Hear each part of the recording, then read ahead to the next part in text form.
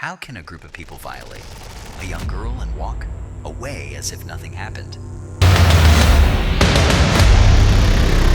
22 years ago, South Korea was rocked by one of the most heinous crimes in its history. This wasn't just a crime. It was a total collapse of a society and its legal system. Today, we go back 22 years to open the file of Choi, a young girl who looked for safety in all the wrong places. Choi was just a primary school student who never knew the meaning of a warm home. Raised by an alcoholic father, she and her mother and sister endured years of brutal domestic violence until her mother finally fled. This emotional void drove Choi to seek the affection she lacked at home in the early days of the internet. In Yahoo and Hotmail chat rooms, she met Park, a 17-year-old from the city of Miryang. Day after day, month after month, he built her trust until she finally felt safe. After months of messages, Park convinced her they were mature enough to meet. Choi traveled to Miryang, thinking she had found her savior, the love and tenderness she never had. But Park didn't come. Alone, he brought a gang of his friends. With one violent blow to the head, Choi was knocked unconscious. She was taken to a hotel where money talks louder than the law. The group assault began. It was repeated, violent, and relentless. They didn't just stop at the assault. They documented their crimes with photos and videos to blackmail her, threatening, "If you speak, we will send these to your father." For 11 months, the nightmare continued. Park and his group, ranging from 7 to 10 boys each time, took turns torturing and violating her in different locations.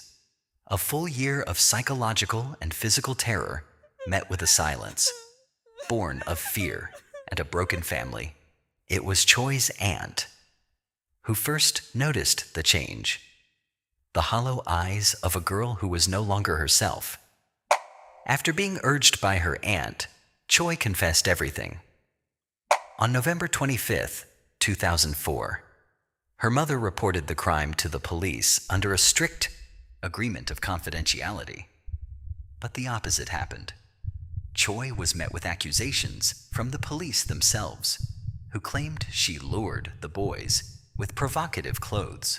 She was forced to stand face to face with 44 attackers, identifying them while she was trembling and bleeding tears. One officer even told her coldly, "You brought shame to our region," while Choi was fighting for her life in psychiatric wards in Seoul. Her father was plotting to sell her soul one last time for 50 million won, roughly $36,000. Her father signed a settlement, waiving all her rights to pay off his debts and buy more alcohol. In April 2005, the court sentenced only 10 out of the 44 attackers.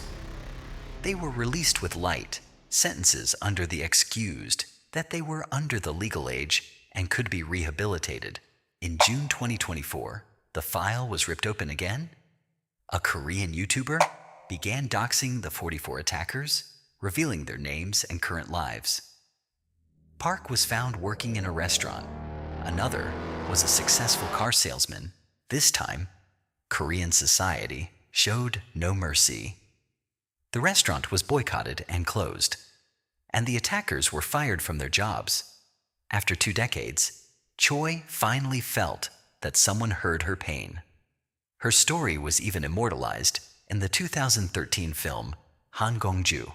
Empathy is not a luxury, a kind word and a sense of security. For our children are the first line of defense against the monsters of society, those you love. A pure heart builds civilizations and streets free of crime. Purify your heart and fill it with love.